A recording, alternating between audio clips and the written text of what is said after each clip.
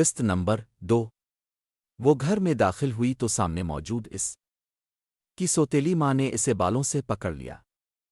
کہاں مر گئی تھی ذلیل بے غیرت لڑکی؟ یہ وہ درد سے کراہی حرام زادی بول کس یار سے مل کر آ رہی ہے؟ اس کے ہاتھ سے سامان چھوٹ کر گر گیا تھا، مگر اس ظالم عورت کو کوئی پرواہ نہیں تھی۔ اس نے آج بھی اپنا غصہ اس معصوم جان پر نکالا تھا۔ ماں تو پیدا ہوتے ہی مر گئی تھی، جبکہ باپ اسے اس سوتیلی ماں کے رحم و کرم پر چھوڑ کر دنیا سے چل بسا تھا۔ تب سے وہ یوں ہی ظلم سہتی بڑی ہوئی تھی، اور اب 18 سال کی ہونے پر وہ اس کی شادی اپنے بھائی سے کرنے والی تھی۔ حور سلیمان بچپن سے اب تک اس سب کی عادی بن گئی تھی، مگر اب جو کل اس کے ساتھ ہونے والا تھا وہ اسے اندر سے توڑ رہا تھا۔ کل جب وہ کمرے میں کام کر رہی تھی تبھی اپنے پیچھے اس نے آہٹ سنی تھی۔ پیچھے راشد کھڑا مسکرا رہا تھا، اس کی سوتیلی ماں کا بھائی، اس کا ہونے والا شوہر۔ کیا ہو رہا ہے جانم؟ اس کے یوں بولنے پر حور کا دل خراب ہوا۔ وہ اس کے برابر سے گزر کر جانے لگی تبھی اس کی نازک کلائی اس موٹے سانڈ کے ہاتھوں میں آ گئی۔ وہ اسے اپنی طرف کھینچتا ہوا دیوار سے لگا گیا۔ کہاں بھاگ رہی ہے بلبل؟ اس کے ماتھے سے لکیر کھینچتا ہوا وہ اس کے ہونٹوں پر آ کر رکا۔ اس کا دل کیا کہ اپنی جان دے دے۔ اس کے نازک ہونٹوں کو مسلتے ہوئے وہ مدہوش ہو کر اس پر جھکا، تبھی حور نے ایک زوردار دھکا دیا اور باہر کی طرف بھاگی۔ دل تیز تیز دھڑک رہا تھا۔ سامنے سے آتی شکیلا نے اسے خونخوار نظروں سے گھورا۔ تبھی پیچھے سے غصے میں بھرا راشد باہر آیا اور اسے بالوں سے پکڑ کر دھنک کر رکھ دیا۔ چھوڑ دے، راشد مر جائے گی۔ شکیلا نے اسے چھڑانا چاہا۔ مرنے دے، اس کی ہمت کیسے ہوئی مجھے دھکا دینے کی؟ مر تو اندر۔ اسے اندر بھیج کر شکیلا نے راشد کو گھورا۔ صبر کر لے، کچھ دن بعد تیرے پاس ہی آئے گی۔ صبر ہی تو نہیں ہوتا ای شکیلا کی بات پر وہ بے باکی سے بولا تو وہ سر پکڑ کر بیٹھ گئی۔ پورے آفس میں ٹھنڈک ہو رہی تھی۔ اے سی فل سپیڈ پر آن تھا، جبکہ وہ اپنے اندر کی تلخی کم کرنے کے لیے سگریٹ پر سگریٹ پھونک رہا تھا۔ وہ اس لڑکی کو چاہ کر بھی اپنے دل و دماغ سے نہیں نکال پا رہا تھا۔ ماضی کی یادیں اس پر حاوی ہونے کی کوشش کرتی، مگر چھم سے اس لڑکی کا معصوم چہرہ اس کی نظروں کے سامنے آ جاتا۔ وہ اپنی اس حالت سے پریشان بیٹھا اپنے اندر کی گھٹن باہر نکال رہا تھا۔ پریشانی سے ماتھا مسلتا وہ کرسی کی پشت سے ٹیک لگا گیا۔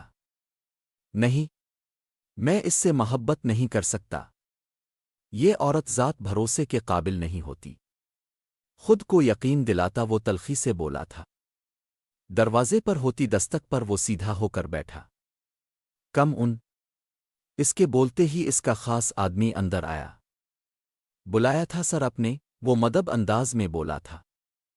ہمم بیٹھو اشرف، مجھے تم سے ایک کام ہے، مگر یہ کام بہت ضروری ہے۔ مجھے معلومات چاہیے۔ یہ ایڈریس ہے، اس نے ایک چٹ اس کے آگے کی۔ یہاں رہنے والوں کے بارے میں ایک ایک بات، مطلب ایک ایک معلومات اکٹھی کرو اور کل تک مجھے بتاؤ۔ وہ اپنی بات پر زور دیتے ہوئے بولا تھا۔ ہو جائے گا سر، بے فکر رہیں۔ گڈ، جاؤ کل اسی ٹائم ملو مجھے۔ اور تم جانتے ہو مجھے کام میں دیر پسند نہیں۔ وہ سپاٹ لہجے میں بولا تو اشرف سر ہلاتا باہر کی طرف بڑھ گیا۔ کیسے کیسے تم سالار سکندر کے دل میں اتر گئیں؟ کیسے؟ بالوں کو مٹھیوں میں جکڑے وہ بے بس ہوا تھا۔ وہ سگوار سی مایوں کے پیلے جوڑے میں بیٹھی تھی۔ اس سادگی میں بھی اس کا حسن غضب دہا رہا تھا۔ ایک ایک کر کے محلے کی عورتوں نے اس کی رسم کی تھی۔ مانی خیز سرگوشیاں اس کے چہرے پر کوئی رنگ نہ لا سکیں وہ بت بنی اپنے ساتھ ہوتی کارروائی دیکھتی رہی دل بجھا ہو تو کہاں کچھ اچھا لگتا ہے سگوار سا حسن لیے وہ سب کی توجہ کا مرکز بنی بیٹھی تھی جاؤ بیٹا بچی کو لے کر جاؤ تھک گئی ہوگی محلے کی ایک عورت نے اس کی جان بخشی کی تو وہ شکر ادا کرتی اپنے کمرے اسٹور روم میں آئی اور پھر وہ اتنا روئی کہ اس کی ہچکیاں بندھ گئیں مگر یہاں کوئی اس کو چپ کروانے والا نہیں تھا وہ بے حال ہوتی انہیں روتے روتے نیند کی آغوش میں چھپ گئی وہ اپنے لیپ ٹاپ پر مصروف تھا تبھی انٹرکام سے اسے اشرف کے آنے کی اطلاع ملی آ جاؤ اشرف اسے اندر آتے دیکھ وہ سگریٹ چھوڑ کر سیدھا ہو کر بیٹھا کیا خبر لائے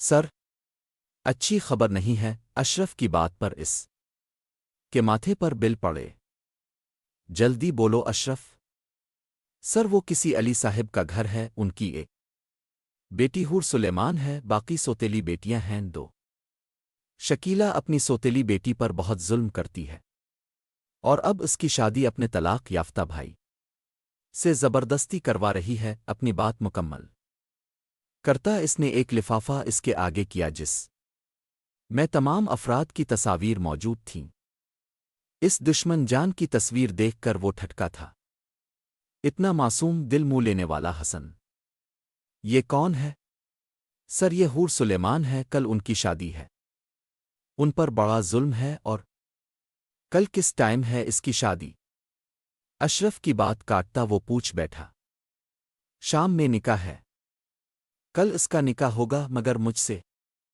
تیاریاں مکمل کرو حکم دیتا اس نے اشرف کو جانے کا اشارہ کیا تو وہ سر جھکا کر چلا گیا جبکہ وہ خود اس کی تصویر دیکھتا کہیں کھوسا گیا بہت جلد چرا لوں گا تمہیں میں اپنے پاس قید کروں گا دنیا سے چھپا کر محبت سے اس کی تصویر دیکھتا وہ تصویر سینے سے لگا گیا جاری ہے